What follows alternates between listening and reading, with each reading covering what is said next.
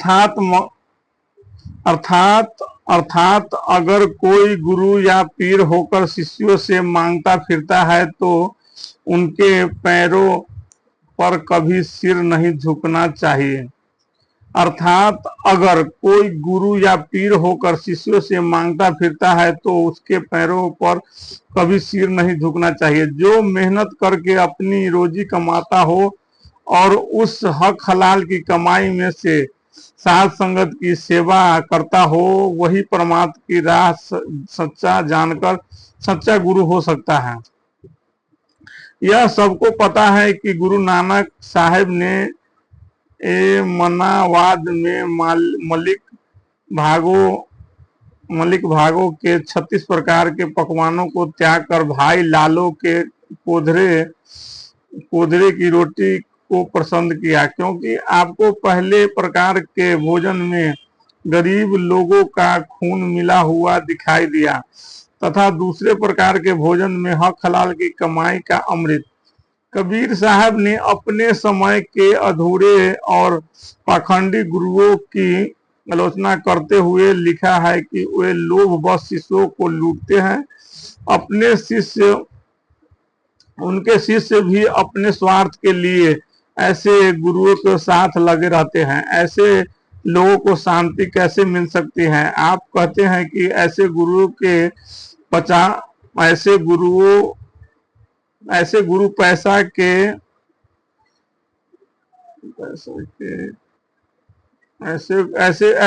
पैसे के 50 मिलते हैं। वे राम नाम को बेचकर उसे अपनी कमाई का साधन बनाते हैं और ऐसे धन से शिष्यों को गिनती बढ़ाने का यत्न करता है। कबीर पूरे गुरु बिना पूरा शिष्य न होए। गुरु लोभे शिष्य लालची दुनु दानव होए। गुरुआ तो रा सस्ता भया पैसा केर 50, राम नाम की बीच में करे शिष्य की आस। कबीर साहेब ने गुरु तथा शिष्य दोनों के लिए बहुत ऊंचा आदर्श स्थापित किया है। आप फरमाते हैं कि शिष्य को चाहिए कि अपना सब कुछ गुरु को अर्पण कर दे, अर्थात सब कुछ गुरु को समझकर इस्तेमाल करे, परंतु गुरु को चाहिए कि शिष्य की सुई तक को हाथ न लगाए। शीश तो ऐसा चाहिए गुरु को सब कुछ दे, गुरु तो ऐसा चाहिए शिष्य कछु न ले। जय गुरुदेव। राधा स्वामी सत्संग व्यास, हक हलाल की कमाई, पेज नंबर 10। गुरु साहेब फरमाते हैं कि लोग अनेक प्रकार की चोरी, ठगी, दुराचार और झूठ के पाप का भार अपने ऊपर लादे जा रहे हैं।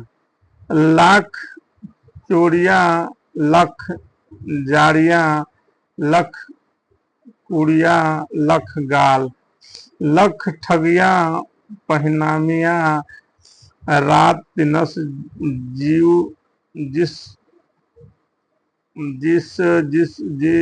नाल। छाल खाए किछ हद हो दे। गुरु नानक साहेब जी राजा, प्रजा, पंडित, मूर्ख, विद्वान, अनपढ़, हिंदू और मुस्लिम सभी के लिए सुकृत अथवा नेक कमाई के नियम पर जोर दिया। इस प्रकार आप सच्चे धर्म को मंदिरों, मस्जिदों, ठाकुरबारे, गिरजाघरों आदि के चार दीवारी से निकलकर खेतों, दुकानों, कचहरियां, दफ्तरों यानी मनुष्य के दैनिक जीवन में ले आए। आपने केवल उन्हीं लोगों को धार्मिक क्रिया और रूहानी अभ्यास के योग माना है जो हक हलाल से कमाई का गुजारा करते हैं। गुरु नानक देव जी ने स्वयं वर्षों तक दौलत खां लोधी के मोदी खाने से सच्चाई तथा पूरी ईमानदारी से साथ काम किया और इस कमाई में से खुले दिल से गरीबों नाथों की मदद की। बाद में आपने करतारपुर में खेती की और अपने नेक कमाई पर गुजारा करते हुए जरूरतमंदों की सहायता भी की। आपने स्वयं एक सच्चे परमार्थी का जीवंत उदाहरण स्थापित किया, ताकि आपने उद्देश्य के इस मूल पहलू नेक कमाई के विषय में किसी प्रकार का कोई भ्रम न रह जाए।